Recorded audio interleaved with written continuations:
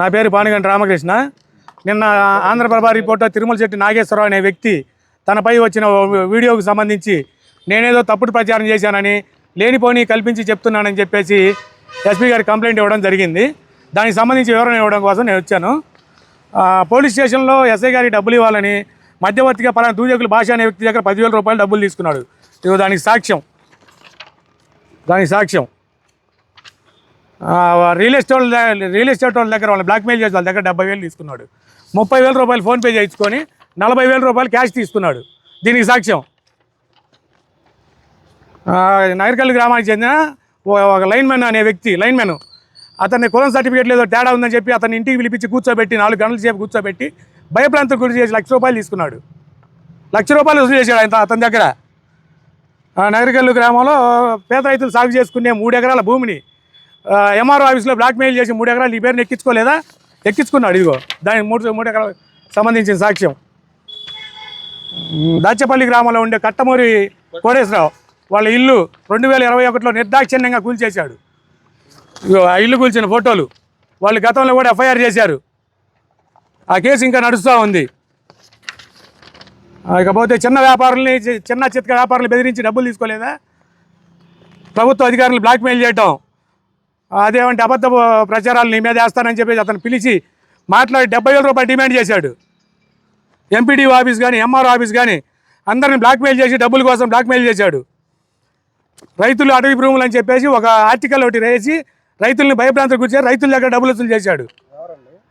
Andhraprabha reporter Tirumala Shetty Nageswararao mining లారీలో రైతులు mining లారీలపై అక్రమ వసూలు చేసేవాడు.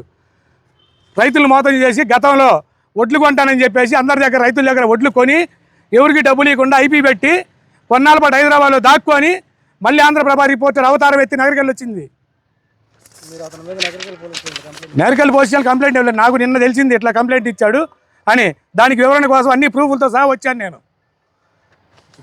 అడ్రోడ్కి చెందిన ఓబుల్ రెడ్డి అనే వ్యక్తికి 6 లక్షల రూపాయలు డబ్బులు ఇచ్చి 14 లక్షలు వసూలు చేసి ఇంకా 6 లక్షలు ఇవ్వాలని నైట్ ఇంటి మీదకి రౌడీలు పంపించావు. నిజం కాదా? ఒక రోజుకి వచ్చేసి 1,00,000కి వచ్చేసి 4,000 రూపాయలు వడ్డీ విత్ రికార్డింగ్తో ఉన్నాయి. అసలు ఇంటి మీదకి నైట్ 2ంటికి కొంతమంది రౌడీ మోగడ వేసుకొని పోయి బ్లాక్మెయిల్ చేస్తున్నాడు. 14 లక్షలు కట్టాడు అతను, ఇంకా 6 లక్షలు కట్టాలని బ్లాక్మెయిల్ చేస్తున్నాడు. ఇదే ఊరికి నగరికల్లు గ్రామానికి చెందిన ఒక వ్యక్తికి 1,18,000 రూపాయలు డబ్బులు ఇచ్చి ఒక రోజుకి వచ్చేసి 3,500 వడ్డీ. 1,18,000 ఒక రోజుకి 3,500 వడ్డీ విత్ రికార్డింగ్స్తో ప్రూఫ్లతో సహా ఉన్నాయి. వాళ్ళ పాప హాస్పిటల్లో ఉన్నా కానీ వాళ్ళ పాప ఆరోగ్యం బాగా చనిపోయిన 5వ రోజు ఇంటి మీద పోయి గొడవ చేయలేదా? ఇందులో ఏది తప్పు అని చెప్పేసి నువ్వు ఎస్పీ గారికి కంప్లైంట్ ఇచ్చావు. నువ్వు లేనిపోయింది నా మీద దేనికి సంబంధం లేకుండా టాప్ గేర్ అనే శీర్షికలో నువ్వు నా మీద అబద్ధ ప్రచారం చేశావు. దాన్ని నువ్వు నిరూపించు. మా మీద తప్పుడు ఆరోపణలు చేసి మా మీద ప్రాణభయం ఉందని చెప్పి కంప్లైంట్ పెట్టాడండి. ఏంది ఇప్పుడు అతను పోతే అతనితో పాటు బేకరీ చందు అని ఒక అతను ఉంటాడు. అతను ఇంకోటి పేరు ఏం పేరు శేఖర్ అనే అతను. వాళ్ళు ముగ్గురు కలిసి నేను ఎక్కడ కనబడితే అక్కడ బ్లాక్మెయిల్ చేయడం, బెదిరియటం ఇచ్చేస్తున్నారు.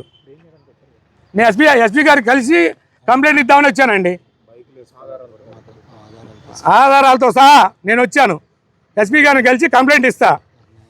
నాకు న్యాయం చేయాలా. లేనిపోని ఏ ప్రూఫ్లు లేకుండా నా మీద డైలీ పేపర్లు వేస్తున్నాడు. ఇదిగో అతని నుంచి A to Z ప్రూఫ్లు ఉన్నాయి. దీనికి సంబంధించి చర్యలు తీసుకోమని ఎస్పీ గారిని కోరుకుందామని వచ్చాను.